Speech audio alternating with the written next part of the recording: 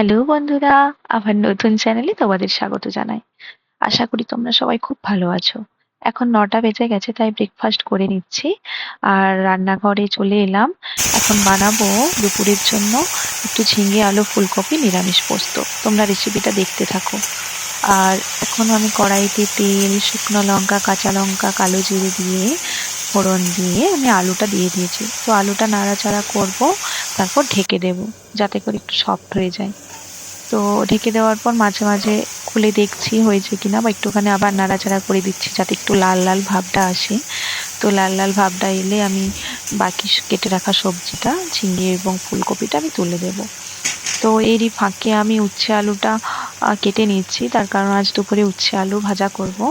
তো উচ্ছে আলুটা আমি কেটে নিলাম এবং একটা পোস্ততে একটা তেজপাতা অ্যাড করে দিলাম, এবং তেজপাতার গন্ধটা খুব সুন্দর হয়। তো এরপর আবারও আমি ঢেকে দেবো এটাকে, তার কারণ আরেকটু নরম হয়ে গেলে বা রংটা আরেকটু সুন্দর হলে দেখতে ভালো লাগবে। তো আবার ঢাকা খুলছি, ঢাকাটা খুলে একটু তরকারিটা নেড়ে দিলাম। তো এরপর ভাবছি ভালোই ভাজা হয়ে গেছে দেখতে পাচ্ছি। তো এবার ঝিঙে এবং ফুলকপিটা অ্যাড করে দেব। তো অলমোস্ট এগুলো জল ঝরিয়ে রাখা আছে, তো দিয়ে দিলাম। এবার নেড়ে চেড়ে একটু ঢাকা দিয়ে দেবো।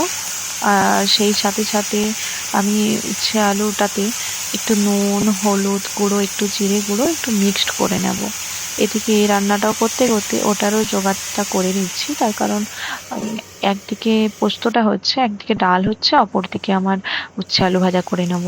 এবার পোস্তটা, ঝিঙে আলু সব সফট হয়ে গেছে, এবার আমি পোস্তটা ঢেলে দেব। তো দেখলাম অলমোস্ট 90% সেদ্ধ হয়ে গেছে। তার আগে আমি একটু হলুদ দিয়ে দিই। আমার একটু সব তরকারিতে একটু হলুদ দেওয়ার একটা টেন্ডেন্সি আছে। আপনারা চাইলে এড়িয়ে যেতে পারেন, বা হলুদ দিলে খুব খারাপ লাগে না, দেখতেও সুন্দর হয়, কালারটা আসে। তো হলুদ দিয়ে একটু নাড়াচাড়া করে আমি দেখছি আলুগুলো সেদ্ধ হয়ে গেছে কিনা। অলমোস্ট আলু, ঝিঙে সবকটাই সেদ্ধ হয়ে গেছে।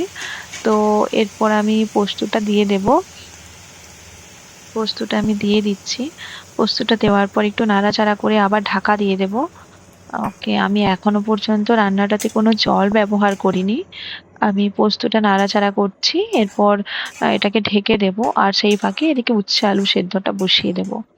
নাড়াচাড়া করার পর এখন মনে হলো যে জাস্ট 2 মিনিট আমি একটু দিয়ে রাখি ঢাকা, তাহলে জলটাও টেনে যাবে আর এর ফ্লেভারটাও সুন্দর আসবে। তো আমি এবার ঢাকা দিয়ে দেবো। ঢাকা দেওয়ার পর একটু পোস্তর ধোয়াটা, বাটি ধোয়া জলটাই জাস্ট দিয়েছি আমি, আর কিচ্ছু দিইনি, সে এমনি এক্সট্রা জল অ্যাড করিনি। তো নেড়ে চেড়ে ঢাকা দিয়ে দিয়েছিলাম আবারও। পোস্তটা থেকে খুব সুন্দর একটা স্মেল বেরিয়েছে। তোমরা প্লিজ এই রান্নাটা একবার ট্রাই করে দেখো। নিরামিষ পোস্ত সবাই অনেকভাবেই করেছো জানি, কিন্তু আমার এই রেসিপিটা একবার ট্রাই করে দেখো, আশা করি খুব ভালো লাগবে। কালো জিরা আর শুকনো লঙ্কার ফোড়ন দেওয়া, খুব সুন্দর লাগবে। আর এইদিকে আমি বসিয়ে দিয়েছি ডালটা। ডালের মধ্যে একটু তড়কা লাগিয়ে দিয়েছি। এরপর আমি উচ্ছে ভাজার জন্য উচ্ছে সমস্ত কিছু রেডি করে দিয়েছিলাম, সেই উচ্ছেটা আমি করে নিলাম। তো এই যে দেখো ডালটা ফুটছিল না, এই তড়কার মশলাটা দিয়েছিলাম, একটু কারি পাতা, একটু পাঁচফোড়ন, একটুখানি শুকনো লঙ্কা ভেজে, আদা বাটা ভেজে আর কুকারের মধ্যে দিয়ে দিলাম। জাস্ট এটা মানে সেদ্ধ করেই নিয়েছিলাম আগে। তো দিয়ে দিলাম। দেখো আমার রান্না কমপ্লিট। আজকের মেনু ভাত, উচ্ছে আলু ভাজা, একটু ঝিঙে ফুলকপি আলু পোস্ত, আমের চাটনি, সোনা মুগের ডাল তড়কা লাগানো, আর পাঁপড় ভাজা।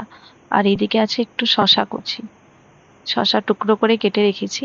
তো তোমরাও জানিও কেমন লাগলো আজকের আমার ব্লগটা। আচ্ছা, লাইক সাবস্ক্রাইব করো এবং পাশে থেকো।